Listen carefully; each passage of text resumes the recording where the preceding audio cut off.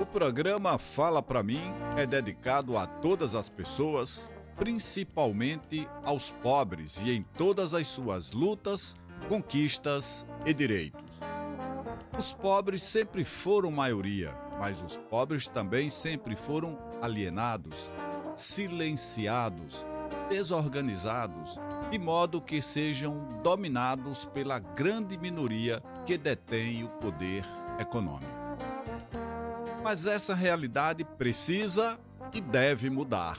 Para tanto, basta que você adote os seguintes princípios para nortear a sua vida em sociedade: o princípio da destinação universal dos bens, o princípio da solidariedade, o princípio da subsidiariedade, o princípio do bem comum e o princípio da dignidade da pessoa humana. Simples assim. Muito boa tarde, queridos irmãos e irmãs, ouvintes da Rádio Cultura e seguidores do Instagram Dr. Emerson Sergipe. A partir de agora vou falar para você o que você só ouve aqui no programa Fala Pra Mim: educação, saúde e cidadania. Eu sou o Dr. Emerson e estarei com você até às 15 horas na apresentação de mais uma edição do programa Fala Pra Mim. Meus cumprimentos para toda a equipe do programa Fala Pra Mim: Elisnei Souza, Genal Alves, o Dr. Antônio Joaquim, o Carlos Miguel, Salvador e Anúzia Costa. Com certeza todos estarão na audiência do programa Fala Pra Mim. Cumprimentamos também aos amigos da Rádio Cultura que fazem a sonoplastia do programa Fala Pra Mim. Sempre lembrando que o programa Fala Pra Mim é um oferecimento da Clínica Dermoestética. Com uma trajetória de 30 anos, a Clínica Dermoestética é referência em Aracaju e região quando o assunto é cuidado com a pele e bem-estar. Sob a direção do Dr. Emerson, a clínica oferece uma gama completa de serviços que vão desde a dermatologia clínica até procedimentos estéticos avançados, tratamento dermatológico, procedimentos estéticos, cirurgias dermatológicas, acompanhamento nutricional e muito mais. Estamos situados na Avenida Engenheiro Hernan Centurion, 540 Jardim, com os telefones 999457211 ou 32137560. Dermoestética, sempre acompanhando os avanços da dermatologia. O programa Fala Pra Mim também é um oferecimento da Apis Tecnologia e Comunicação Condominial. Conheça a Apis Tecnologia, segurança e inovação para o seu condomínio ou empresa. A Apis Tecnologia é referência em solução moderna para segurança e gestão condominial em todo o Brasil. Uma empresa genuinamente sergipana com diversos serviços: portaria remota, monitoramento completo à distância, portaria smart, a evolução de uma portaria com sistema automatizado inteligente, controle de acesso, entrada e saída de moradores, visitantes e veículos com muito mais controle e interfone virtual. Com a Apis, a comunicação entre moradores, visitantes e portaria acontece direto pelo celular. Estamos situados na Avenida Governador Paulo Barreto de Menezes, número 682, aqui na 13 de julho. Apis, tecnologia e inovação na ponta da sua mão.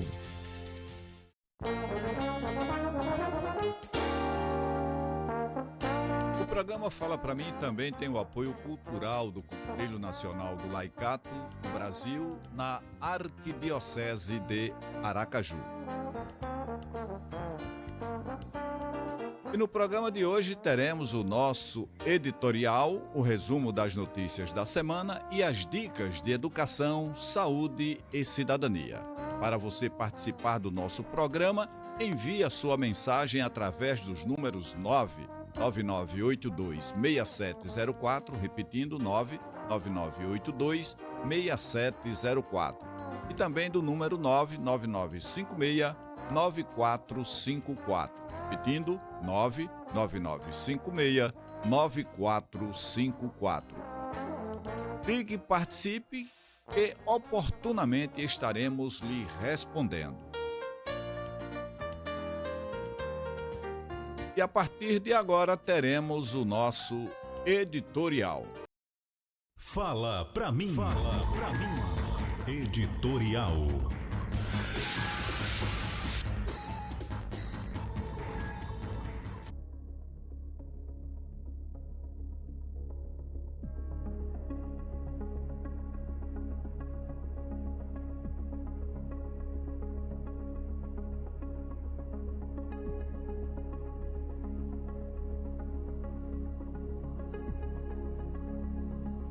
Meus amigos e minhas amigas,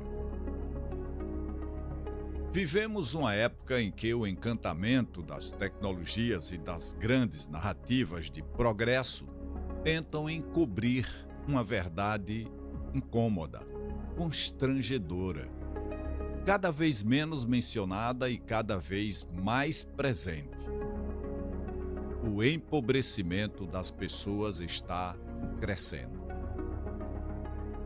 E o que é pior ou mais desumano, tem um número considerável de pessoas que preferem fingir que não veem. Enquanto índices econômicos são celebrados, principalmente pelos que acumulam riqueza, milhões lutam silenciosamente para comer, pagar aluguel ou manter um mínimo de dignidade. A pobreza de hoje não tem necessariamente o mesmo rosto de outrora.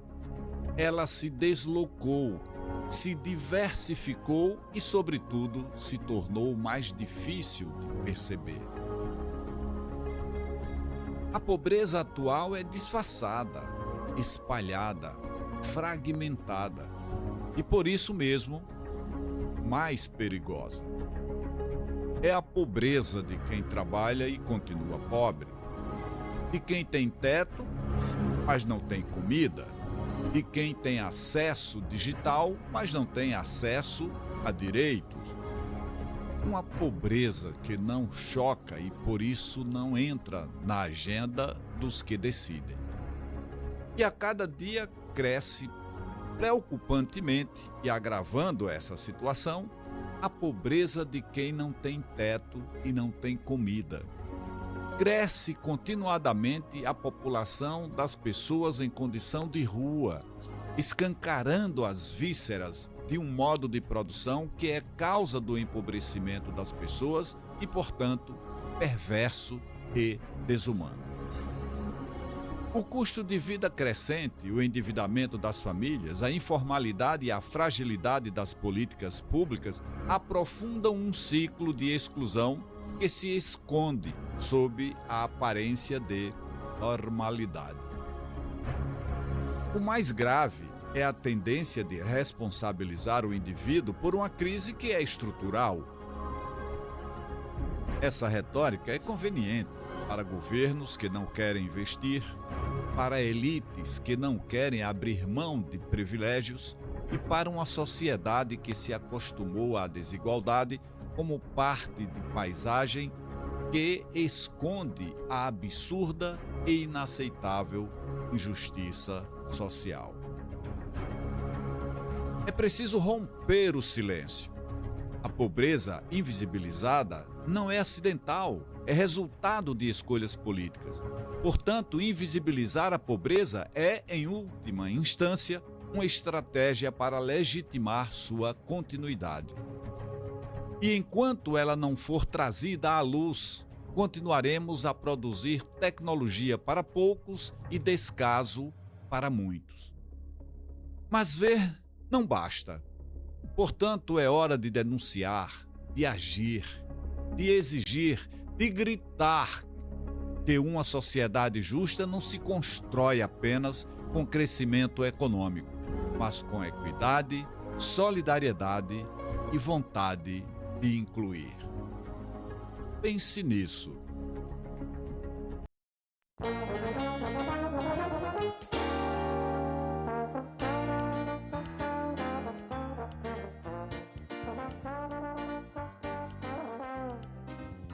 E a partir de agora teremos o resumo das notícias da semana. Fala pra mim. Fala pra mim. Notícias do dia.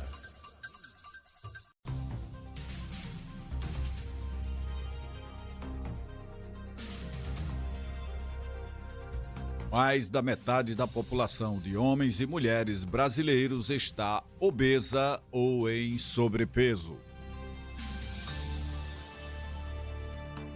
A obesidade é uma doença crônica de grande impacto na saúde pública.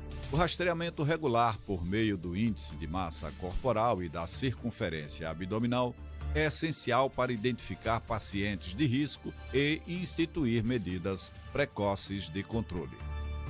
A obesidade é uma das principais epidemias do mundo moderno e deve ser encarada como uma doença crônica com impacto significativo na saúde.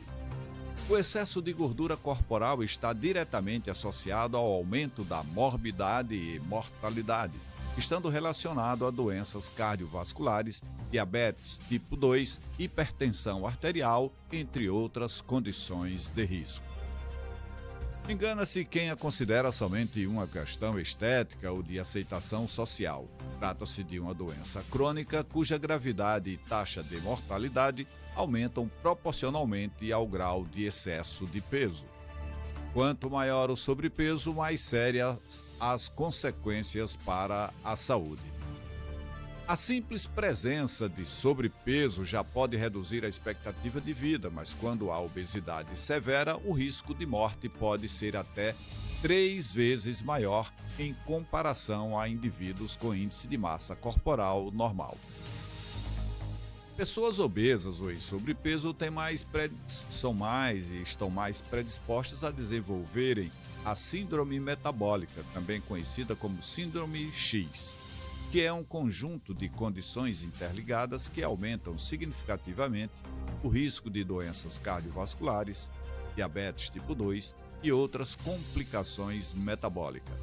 Essa síndrome é caracterizada pela presença de alterações metabólicas que refletem uma disfunção no metabolismo energético do organismo.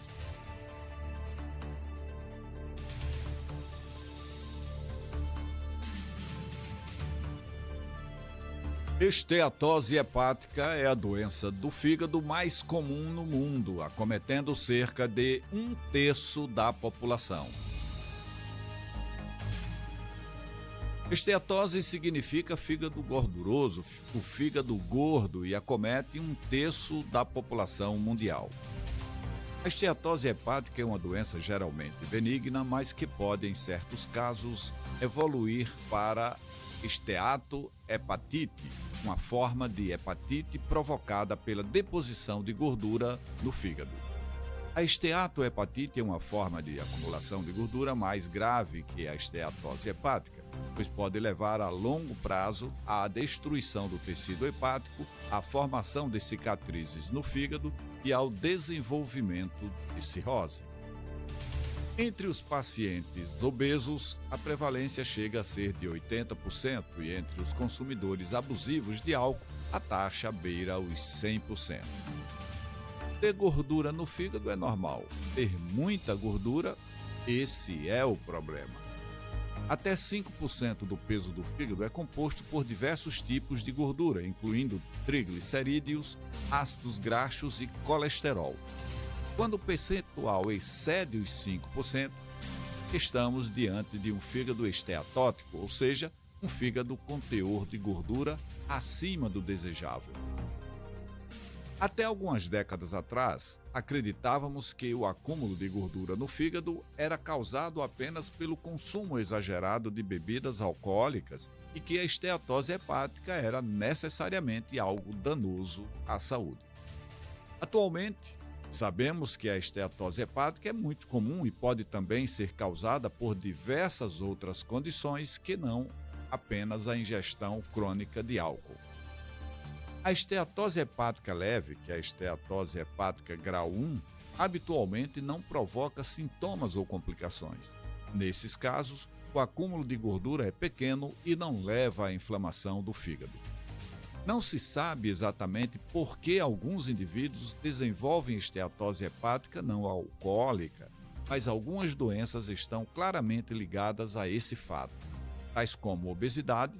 Mais de 80% dos pacientes com esteatose hepática são obesos, diabetes mellitus, colesterol elevado, principalmente níveis altos de triglicerídeos, vários medicamentos, dentre eles os corticoides e o estrogênio, pesticidas também estão relacionados, desnutrição ou a rápida perda de grande quantidade de peso, apneia obstrutiva do sono, hipotiroidismo, cirurgias com remoção de partes do intestino ou remoção da vesícula e também a gravidez. Ex-presidente começa a cumprir pena de 27 anos e 3 meses. O ex-presidente Jair Bolsonaro começou a cumprir na última terça-feira a pena de 27 anos e 3 meses a que foi condenado como líder da organização criminosa que tratou de dar um golpe de Estado e permanecer no poder. Bolsonaro está preso na Superintendência da Polícia Federal em Brasília, mesmo prédio onde já esteve em prisão preventiva desde o sábado 22 passado, quando tentou violar a tornozeleira eletrônica. Demais condenados também começaram a cumprir pena, à exceção do Alexandre Ramagem, que está foragido nos Estados Unidos. E aqui encerramos as notícias do Fala Pra Mim. E a partir de agora teremos as nossas dicas de saúde. Fala Pra Mim, Fala Pra Mim, dicas de saúde.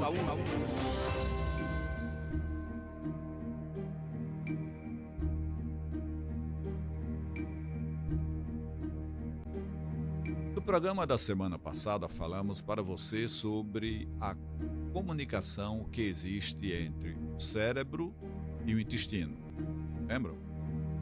Hoje vou falar para você sobre a doença inflamatória intestinal. Doença inflamatória do intestino é um termo usado para descrever a doença de Crohn e a colite ulcerativa, que são caracterizadas pela inflamação crônica do trato gastrointestinal e ambas seguem um curso de recaídas e remissões que pode ser imprevisível. A doença inflamatória intestinal é uma doença crônica associada a morbidade considerável e pode afetar o bem-estar social e psicológico do indivíduo, principalmente se a doença não estiver bem controlada. Muitos pacientes são diagnosticados quando ainda são relativamente jovens, afetando de modo significativo as suas vidas, quer pelos sintomas, tais como fadiga, dor e necessidade urgente para ir ao sanitário.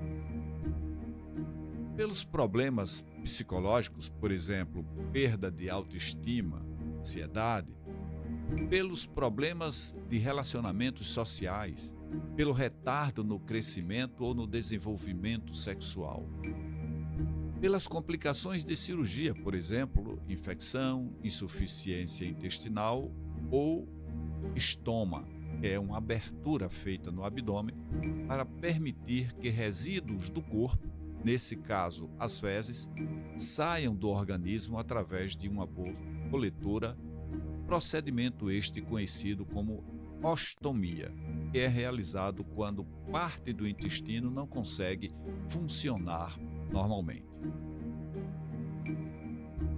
Pelos medicamentos que são utilizados, requerendo manutenção da terapia por longo prazo e os possíveis problemas relacionados, tais como aderência, efeitos colaterais, intolerância e ou perda de resposta, dificuldade de acesso a medicamentos devido ao alto custo, pelos problemas de saúde secundários, como, por exemplo, osteoporose e anemia, e pelas precauções com concepção, gestação e amamentação, incluindo as associações genéticas. Colite ulcerativa e doença de Crohn são doenças relacionadas, mas existem características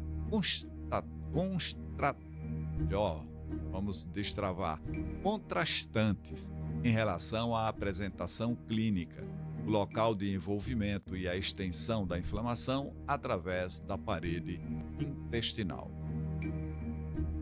Doença inflamatória intestinal não é o mesmo que síndrome do intestino irritável, a qual é uma condição comum que causa sintomas tais como inchaço, dor abdominal, constipação ou diarreia. A patogênese, ou seja, a forma como a doença inflamatória intestinal é produzida, ainda é mal compreendida. Mas acredita-se que se origine a partir de uma desregulação da resposta imune e uma alteração na composição e função das bactérias intestinais e ou dos seus metabólitos. Em outros programas, vamos conversar sobre a importância dos probióticos e das fibras para a prevenção e o tratamento da doença inflamatória intestinal. Em pessoas com a doença inflamatória dos intestinos, os fatores desencadeantes são estresse, infecção, anti-inflamatórios não hormonais, o tipo de alimentação e a não aderência à medicação, causando uma prolongada e severa resposta inflamatória inapropriada no trato gastrointestinal. Agora vamos conversar sobre os fatores de risco da doença inflamatória intestinal. Vou falar para vocês. Embora a causa precisa da doença inflamatória do intestino seja desconhecida, acredita-se que seu desenvolvimento seja multifatorial, envolvendo fatores genéticos, ambientais e uma microbiota intestinal alterada, ou seja, uma alteração na quantidade e na qualidade das bactérias intestinais. Alimentação rica em gorduras animais, açúcar e alimentos processados, biscoitos, recheados, alimentos embutidos, conservas e uma baixa ingestão de frutas e vegetais podem aumentar o risco de desenvolvimento da doença inflamatória intestinal ou a sua recorrência. Deficiência de vitamina D é comum nos pacientes com a doença inflamatória do intestino e dados mais recentes sugerem que essa vitamina pode ter participação na produção e na evolução dessa doença. Não é claro se a obesidade está associada com risco aumentado para a inflamação intestinal. Entretanto, o acúmulo de gordura intraabdominal pode contribuir para a inflamação da mucosa intestinal. A amamentação pode proteger contra o desenvolvimento da doença de Crohn e da colite ulcerativa. Pessoas que fumam têm 2 vezes mais probabilidade de desenvolverem a doença de Crohn do que os não fumantes. Fumantes pioram a evolução da sua doença e aumentam o risco de recaídas e da necessidade de cirurgia. É importante alertar aqui sobre o risco do hábito de fumar, não apenas com prejuízo para os pulmões, para o bolso, mas também para muitas doenças, inclusive a doença intestinal, né? Então, o hábito de fumar é algo que traz inúmeros prejuízos para a saúde. Com relação ao uso de medicamentos, os anti-inflamatórios não hormonais podem precipitar a recaída em até 1/3 das pessoas que usam esse medicamento. Quanto mais alta a dose, maior o risco. Dentre os anti-inflamatórios mais usados, destacamos o ibuprofeno, diclofenaco, o ácido acetil salicílico e, no caso, a aspirina. Antibióticos também podem precipitar a recaída da doença intestinal devido à mudança na microbiota intestinal. Terapia de reposição hormonal, contraceptiva preservativos orais aumentam o risco de doença inflamatória intestinal, possivelmente pelas alterações vasculares ou pelo aumento da resposta inflamatória. Com relação ao estresse, estudos observados sugerem uma associação entre os principais estressores da vida, no caso, a ansiedade e a depressão, com um risco aumentado para o desenvolvimento da doença inflamatória intestinal. Concluindo a nossa dica de saúde, destaco que a doença inflamatória crônica do trato gastrointestinal desencadeia transformações malignas das células epiteliais normais. Isso incrementa o risco de displasia e progressão para o câncer do intestino. E aqui encerramos a nossa dica de saúde.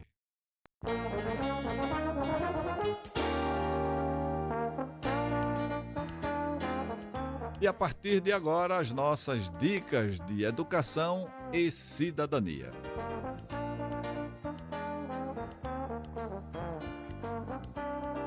Mas antes eu quero enviar um abraço a todos os ouvintes do programa Fala Pra Mim. Muita gratidão a todos vocês. Seguidamente, com muito prazer, muita honra e cada vez mais deixando bastante consistente para mim a necessidade de fazermos um programa e de fazermos um programa que traga informações úteis, informações de qualidade, informações que impactem a vida, né? Então, seguidamente, e agradeço a todas essas pessoas ouvintes do programa Fala Pra Mim, que entrarem comigo nas ruas do Pará, essas pessoas chegam e falam: olha, escuta o seu programa, Fala Pra Mim, muito útil, aí traz sempre um comentário sobre algo que impactou, que a pessoa ficou bastante interessante. E em nome de todos esses ouvintes, e aqui eu quero fazer uma observação. O programa Fala Pra Mim, ele é transmitido, muitos anos o programa Fala Pra Mim está esse ano completando 17 anos que está no ar. E já passamos por diversas emissoras aqui no Sergipe e estamos há alguns anos aqui na Rádio Cultura. E nosso programa ele é transmitido simultaneamente na Rádio Cultura e pelo canal do YouTube DR Emerson Sergipe. Lá você tem a opção de participar, certo? Você tem a possibilidade de ver imagens. Nós temos como se estivéssemos produzindo um podcast. Vocês podem acompanhar com imagens e fica essa opção, essa alternativa. Para isso, basta que você se inscreva no canal DR Emerson Sergipe. Inscreve no canal, curte, dá like. Todos esses programas, Fala Pra Mim, estão lá, salvos no canal do YouTube DR Emerson Sergipe. E toda segunda-feira, a partir das 19h30, nós temos o nosso podcast Fala Pra Mim. Está feito aqui o convite, peço que vocês acompanhem. O podcast ele é transmitido na segunda-feira, tanto pelo canal do YouTube DR Emerson Sergipe, como pelo Instagram DR Emerson Sergipe.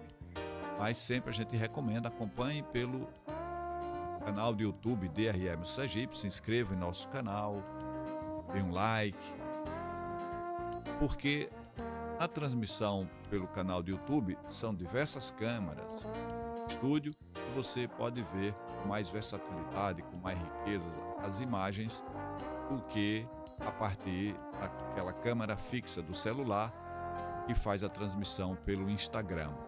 Então, precisamos desse apoio, precisamos de todos vocês. E em nome dessas pessoas que fazem a audiência do programa Fala Pra Mim, eu quero aqui cumprimentar sempre aos meus amigos e sempre naquela máxima do Hilton Nascimento, do Pituca, que nos diz: amigo é coisa para se guardar do lado esquerdo do peito. Então, em nossos corações estão todos os ouvintes do programa. Nossos corações, digo aqui, da equipe que compõe, que constitui, ao longo desses anos, o programa Fala Pra Mim, que faz a produção do programa Fala Pra Mim. Então, eu quero mandar um abraço para o meu amigo Batista e toda a sua família lá no Siqueira Campos. Quero mandar um abraço para o Carlos Alberto, Orlando Dantas, o Doge, a Santa Lúcia, meu amigo Miguel, bairro Cidade Nova. Mandar um abraço para meu amigo Márcio Giovanni. Grande abraço ao Márcio Giovanni. Quero também cumprimentar a irmã Moraes, Dom Lessa, Dom Genivaldo. Mandar um grande abraço para meus amigos Padre Anderson e Padre Cristiano Silvestre. Quero cumprimentar aqui, especialmente, mandar um abraço, força, saúde para o meu amigo Padre Soares, o Padre José Soares, pároco da paróquia São Pedro Pescador, lá no bairro Industrial. Falando na paróquia São Pedro Pescador, eu quero mandar um abraço para as minhas amigas Jocilene e Lúlia, em nome das quais cumprimento todas as pessoas que constituem a audiência do programa Fala Pra Mim, lá no bairro Industrial. Quero cumprimentar também as irmãs Marlene e Vitória, Dona Vitória lá em Maceió, Marlene em Aracaju, ouvintes assíduos do programa Fala Pra Mim. Um abraço para todos vocês. E quero aqui mandar um abraço também para todas as pessoas que no dia a dia se encontram comigo, fazem sempre a menção, que são ouvintes do programa Fala Pra Mim e que estão sempre na audiência do nosso programa. Esse programa que tem como tema educação, saúde e cidadania. E aqui tudo isso integrado, no sentido do bem comum, no sentido de que tenhamos uma sociedade que possa, a partir dos indivíduos, a partir das pessoas que constituem essa sociedade e a partir das escolhas e dos princípios que são utilizados na vida dessas pessoas, que a gente possa ter uma sociedade justa, uma sociedade fraterna, solidária, inclusiva. Tá? Mas, infelizmente, não é assim que enxergamos os dias atuais e por isso nós temos aqui o programa Fala Pra Mim como um espaço, uma trincheira de luta, no sentido de que a gente busque o bem comum, busque o bem viver, para que possamos, então, a partir das nossas escolhas, o que é que nós estamos fazendo? O que é que nós estamos escolhendo como ação? Quando tomamos decisões, nós pensamos se estamos fazendo bem para as outras pessoas? E é importante que essa resposta seja sim. Então, é a partir das nossas escolhas que nós construímos essa psicologia social, esse jeito de ser. É assim que nós construímos as nossas relações em sociedade. E pegando esse gancho, que estamos a conversar sobre as boas ações, eu quero pegar esse gancho aqui com as escolhas que nós fazemos no dia a dia. E aí reforço mais uma vez. Como é que estamos agindo com relação à nossa gentileza, à nossa cordialidade, à nossa solidariedade? E não falo aqui em assistencialismo pura e simples. E o assistencialismo pura e simplesmente, o assistencialismo isolado, ele por si só não resolve. Saudoso Luiz Gonzaga já falava: a esmola mata de vergonha. Então, nós devemos fazer assistência no sentido de combater a fome naquele momento de quem tem fome. Se tem fome, vamos dar o que comer. Se tem sede, vamos dar o que beber. Isso é importante. Então, nós não devemos nos furtar dessa assistência. Agora, isso não pode ser uma ação permanente, porque quando eu penso no assistencialismo como ação permanente, eu estou pensando que sim, sempre vai existir gente com necessidade da esmola, com necessidade do assistencialismo. E isso, a gente faz uma reflexão sobre a nossa sociedade. Se eu tenho necessidade de fazer assistencialismo, é porque a nossa sociedade está sendo injusta socialmente. Então, ela está produzindo pessoas que têm necessidade dessa assistência. Então, é fundamental que a gente tenha essa compreensão. Sermos solidários, sermos fraternos, sermos includentes, né? Não podemos naturalizar, falamos hoje no nosso editorial, não podemos naturalizar a pobreza. É isso mesmo. E muito mais danoso é o que fazem hoje, que ainda dizem que o pobre é o responsável pelo seu empobrecimento. Quando na realidade a gente sabe disso. Primeiro, a gente gosta de falar aqui no programa de pessoas empobrecidas. Porque eu nunca vi nenhuma criança, ao ser perguntado o que você quer ser quando crescer, e ela dizer, eu quero ser pobre, eu quero ser um morador de rua. Eu nunca vi ninguém dizendo que tem isso como uma opção de vida. É a relação social, é o modo de produção na sociedade, é a injustiça social absurda, inaceitável, desumana, que leva as pessoas para essas condições de vida. Então, a pobreza, a culpa está no modo de produção, está em toda a sociedade, no modo como ela produz as suas relações.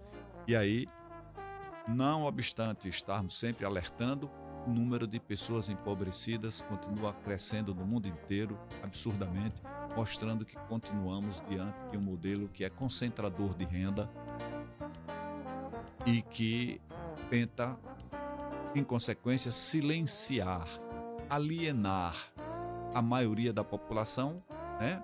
Porque essa grande quantidade de pessoas empobrecidas, elas não podem se indignar, elas não podem se revoltar, elas não podem estar reivindicando, então tratam de silenciar essas pessoas. Mas nós aqui não silenciamos, nós damos voz, espaço, vez e voz. Aqui é o lugar para a gente fazer essas discussões, pensando no bem comum, pensando sempre no bem viver. Então, é preciso que sejamos gentis, que sejamos solidários. Bom dia, boa tarde, né? Encontra as pessoas, conversa com as pessoas. Nós vamos estabelecer esse diálogo, e um diálogo fraterno. Vamos estar dispostos a ouvir, né? A falar, mas principalmente a ouvir também, porque é nessa interação, desse diálogo, fala e de escuta, fraternos, que nós vamos então crescer como pessoa, nós vamos melhorar as nossas qualidades, nós vamos, respeitando a diversidade que tem na sociedade, nós vamos então crescendo como pessoa e fazendo então escolhas que tenham sempre como esse objetivo. Vou tomar uma atitude. Isso que eu vou fazer será bom para mim? Isso que eu vou fazer será bom para a sociedade? As duas respostas têm que ser sim, para que a gente esteja num caminho ético, num caminho da boa ética, né? Quando a gente faz algo que é bom para a gente, o que sabe que vai ser ruim para muita gente e faz, nós estamos adotando uma péssima ética, uma má ética. Nós não estamos sendo corretos, honestos, e é preciso, então, que a gente pense sobre tudo isso.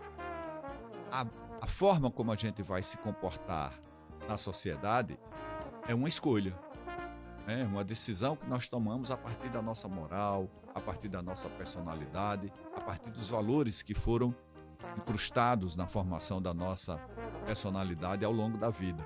Então é preciso que a gente pense, é uma escolha, né? Eu quero ser uma pessoa gentil, eu quero e sem hipocrisia, né? Sem hipocrisia.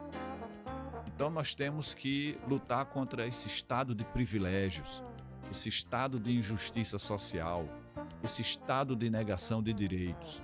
Então é preciso que todas as pessoas compreendam o malefício dessas relações para que a gente possa lutar ao contrário.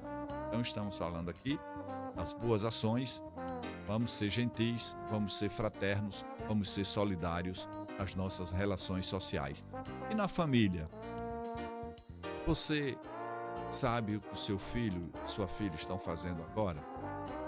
Você tem criado os seus filhos de uma maneira tão boa, tão correta, que você não tem receio de estar colocando na sociedade pessoas que não sejam bons e boas cidadãs? Você fica tranquilo quando seu filho sai de casa? Quando sua filha sai de casa?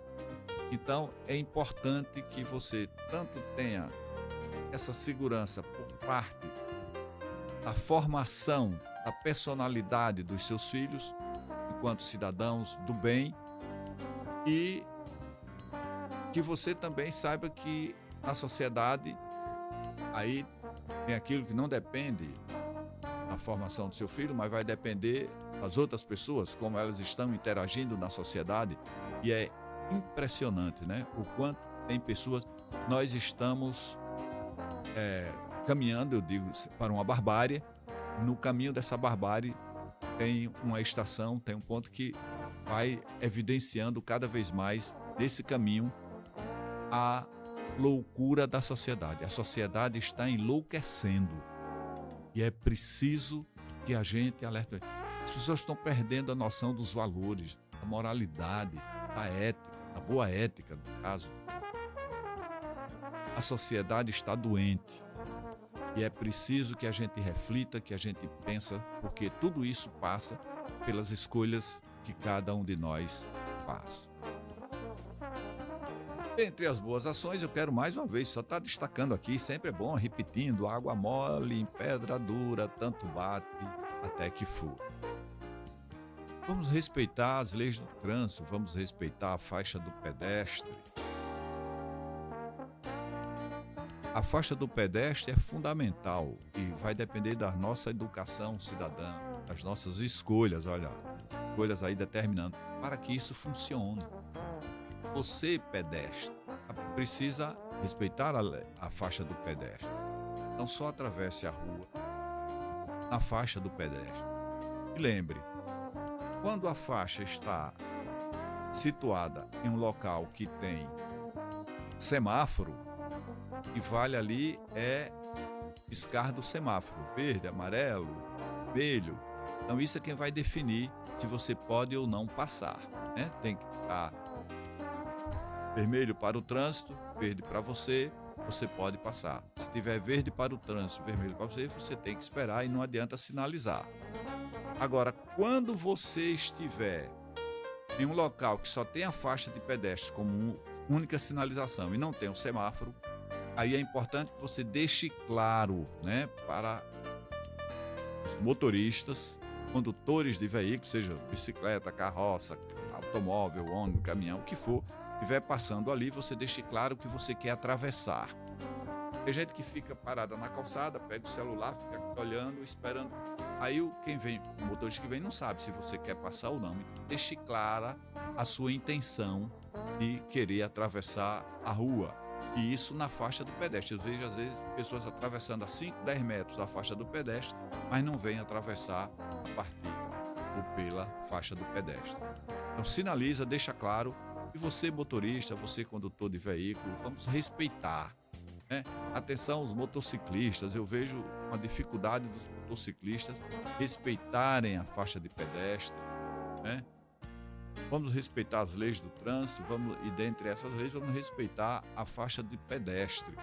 Está sempre falando aqui, repetindo isso, vamos pensar, só depende de nós, sairmos de casa, vou sair com o compromisso de estar respeitando a faixa do pedestre. Ótimo. Pronto. Então nós começamos a fazer uma transformação que vai trazer benefícios para toda a sociedade. Lembra, eu falei no início sobre a gentileza? Isso faz parte da gentileza e nós estamos respeitando a lei, organizando o trânsito, fazendo uma boa ação. Bom, então é importante que a gente faça tudo isso, que a gente tenha compreensão de tudo isso, tá? Então é importante estarmos com essa predisposição. Uma outra coisa que nós falamos hoje aqui no programa foi sobre obesidade e sobrepeso. Nós dissemos, e isso é dado no mundo inteiro, isso, mais de 50% da população, homens e mulheres, está em sobrepeso ou obesidade, né? São caminhos continuidade. Nós temos um índice de massa corpórea dentro da normalidade. A partir quando isso vai sendo quebrado, a pessoa primeiro entra em sobrepeso e depois, se esses índices, o índice de massa corpórea, por exemplo, for continuar aumentando, então teremos obesidade. E mais da metade da população está em sobrepeso ou obesidade. Mais de 50%, mais da metade. E aí, consequentemente, quando a gente fala em sobrepeso e obesidade, a gente tem que falar em síndrome metabólica, a síndrome X. E o que seria essa síndrome metabólica? Existem, então, critérios que precisam ser seguidos. Eu vou citar aqui 5 critérios, mas basta que 3 desses sejam positivos para que a gente já esteja diante de um caso de síndrome metabólica. Então, o primeiro dos critérios é circunferência abdominal. Nos homens, a medida da circunferência abdominal aceitável é até 102 centímetros.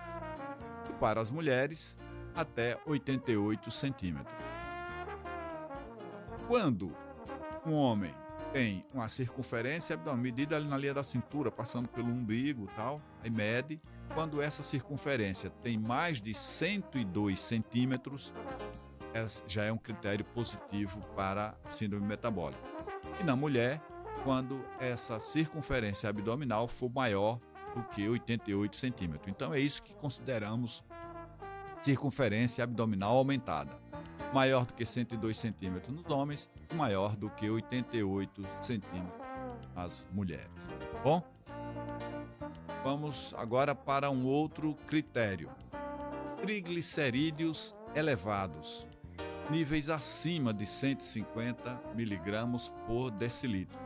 Então veja, níveis acima de 150 miligramas. Então é importante que, principalmente você depois dos 40 anos de idade, você vá medindo, anualmente pelo menos, faça medida aí, fazer vários exames, e dentro desses exames está o lipidograma. Você avaliar quanto é que está seu colesterol, quanto é que estão as frações de colesterol, HDL, LDL, como é que estão os triglicerídeos.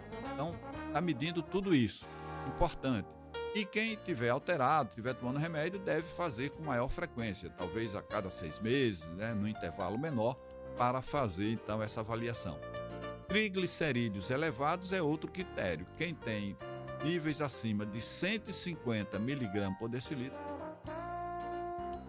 vai ter também um outro critério positivo. Lembra? Eu estou citando aqui 5 critérios e desses 5, se 3 forem positivos, já configura a síndrome metabólica, com todos os riscos relacionados à síndrome metabólica, que nós vamos mencionar aqui ao final. Mas também temos aqui a citar como outro critério os níveis de colesterol, e aqui o que a gente já em outros programas já explicou, já chamou o colesterol bom, colesterol que é chamado de colesterol bom, que é o HDL. Baixos níveis, ora, se ele é bom, se você tiver baixos níveis de colesterol HDL, isso é um critério positivo para a síndrome metabólica, tá? Então, baixos níveis, então veja, triglicerídeo, nível alto, circunferência abdominal é aumentada, mas para colesterol HDL é o nível abaixo. Então, em homens, menor que 40 mg por decilitro, e em mulheres, menor que 50 mg por decilitro. E aí veja, e mais uma vez aqui é importante, normalmente a cada ano fazer esses exames, ou para as pessoas que já têm alteração, que já foi detectado, que está fazendo tratamento, está usando remédio, por exemplo, para diabetes, está usando remédio para colesterol. Então essas pessoas precisam fazer esses exames com mais frequência, 2 vezes por ano, talvez. Então, HDL menor que 40 para os homens, ou mulher menor que 50. Aí nós vamos ter também um critério positivo para síndrome metabólica. Então já falamos agora desses três critérios. Pressão arterial elevada, maior que 130 e maior que 85. Agora aconteceram mudanças. Nós já vamos ter pessoas aí que tem 12, né? 80 até 89, nós vamos ter ali a pré-pressão arterial elevada, né? Mas, contando aqui nos critérios, quando a pessoa tiver pressão maior que 130 por 85 ou 13 por 8,5, vamos então ter um fator de risco presente. Tá? Esses níveis hoje estão com a consideração da pré-hipertensão para esses níveis que estão ali em torno de 120 até 130 e 80 a 90. Então nós vamos ter a pré-pressão arterial, tá? Do estágio prévio para desenvolvimento da hipertensão arterial. Então é uma pré-hipertensão arterial.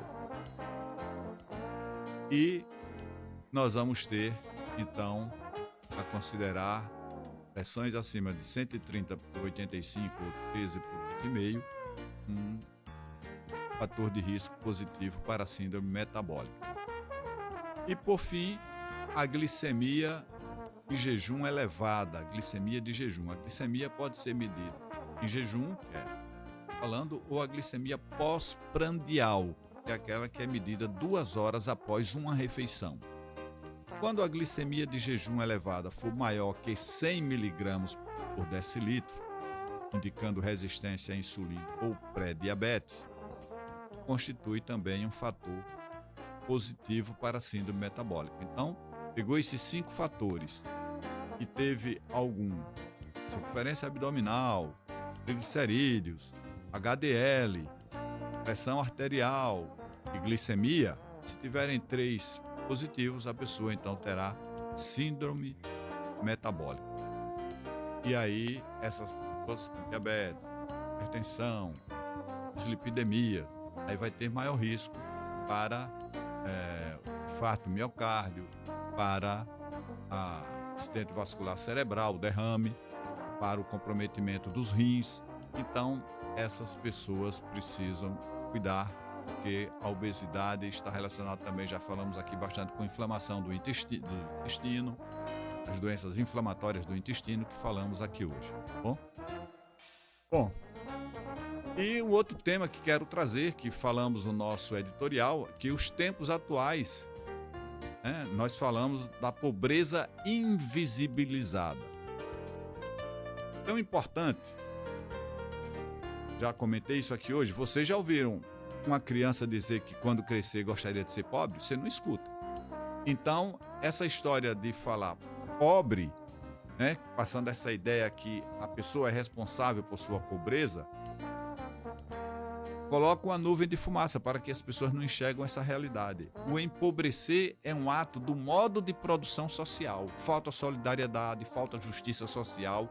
Então, eu gosto de citar aqui, e sempre vou falar assim, empobrecidos.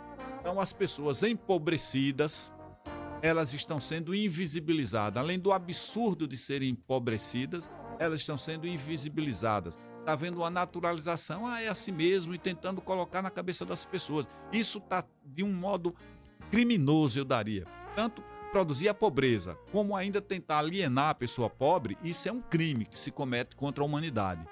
Então, faz a pessoa empobrecida, ainda diz, você é responsável por sua pobreza, você é preguiçoso, você não quis estudar, então você é responsável. E nós tiramos da sociedade, veja, a Constituição nossa diz, saúde é dever do Estado, educação é dever do Estado, moradia digna, alimentação é dever do Estado e de toda a sociedade. Então nós temos esse crime e quem contribui para isso está cometendo um pecado social, que é um pecado comprometido para todas as pessoas. Quando um político está roubando, está aí na televisão dizendo que está fazendo isso, que é amigo do povo, que gosta do povo, que vai fazer tudo para o povo, e na realidade a situação da população só piora. Essa pessoa que está usando o dinheiro público, que está roubando, e tem muita gente fazendo isso no Brasil atualmente, muita gente, não é pouca, não é? Infelizmente é muita gente, isso mostrando a degeneração moral, né? Que eu digo aqui, a sociedade está enlouquecendo, né? Então, essas pessoas que estão roubando do dinheiro público, tirando da educação, da saúde, eles estão cometendo um pecado social, um pecado que afeta, são criminosos de uma barbaridade imensa, porque eles afetam, não é aquela história, afetou uma pessoa, não, ela está afetando toda uma sociedade, uma quantidade enorme de pessoas que passam fome por isso. Então as pessoas são empobrecidas, não é só por esse mecanismo, mas também por conta desse mecanismo. Então nós precisamos aqui estar alertando, estar alerta de tudo isso, estarmos conscientes de tudo isso, para que a gente possa entender essa realidade e negar essa prática. Então, primeiro é entender, pobre não, empobrecido, porque a relação social é o modo de produção, é uma sociedade que busca acumulação de riqueza, é uma sociedade que estimula um estado de privilégios, que nós estamos fazendo com que tenhamos uma parcela enorme da população que seja descartável pelas guerras, descartáveis pelas enchentes, pela intempérie, né, pela intempérie, face à crise ambiental, que ela existe, ela é concreta, ela está aí, a natureza reagindo. E aí quem morre mais nas enchentes, as pessoas pobres, quem está abandonado nas ruas, né? Então há um empobrecimento, há uma injustiça social. Então é a pobreza de quem trabalha e continua pobre. Gerações por gerações, se a gente for analisar, o tataravô, o bisavô, o avô, o pai, a família, tudo pobre, sempre tudo trabalhando, a vida inteira trabalhando. Então nós precisamos de uma sociedade justa, que distribua melhor, que faça justiça distributiva. Uma outra coisa, quem tem teto, mas não tem comida, insegurança alimentar, a maioria da população, em todos os lugares aqui no Brasil, todos os estados, Sergipe não é diferente, Aracaju não é diferente, muita gente tem insegurança alimentar, se alimentando muito mal, comendo alimentos processados, e aí por isso que nós temos obesidade, mais de 50% da população em sobrepeso ou obesa. Por quê? Eu me lembro que há 50, 60, 40 anos atrás, aqui no Nordeste era famoso pela fome, pela desnutrição. Então as pessoas eram emagrecidas. Houve uma época que se falava até banguelos e emagrecidos. Agora as pessoas estão gordinhas, mas no entanto é uma desnutrição por outro caminho. São pessoas que se alimentam mal, porque a alimentação que a maioria da população tem é alimento embutido, alimento salgado, alimento com muito açúcar, são alimentos processados. A grande maioria da população brasileira tem acesso a esse alimento, não tem acesso a um alimento de qualidade e ainda faz pressão. Eu me lembro quando eu fui vereador, a gente lá na Câmara, para votar uma merenda escolar de qualidade, a turma que vende coisa doce, balas e biscoitos e não sei o que, nas cantinas, foi fazer pressão para que não aprovasse aquilo, para que a pessoa pudesse escolher uma alimentação saudável, não sei o que aquela que era boa. Porque é o interesse de ganhar dinheiro com isso e a população que se dane do ponto de vista da sua saúde. Então é todo mundo hoje impressionante, comendo calabresa, comendo, que é o que pode comer. Então nós temos que garantir, enquanto política pública, uma alimentação decente para as pessoas. As pessoas estão comendo mal, estão comendo muito sal, estão comendo muito açúcar, estão comendo conservas e alimentos ultraprocessados. Esses alimentos matam. Por isso que nós temos obesidade.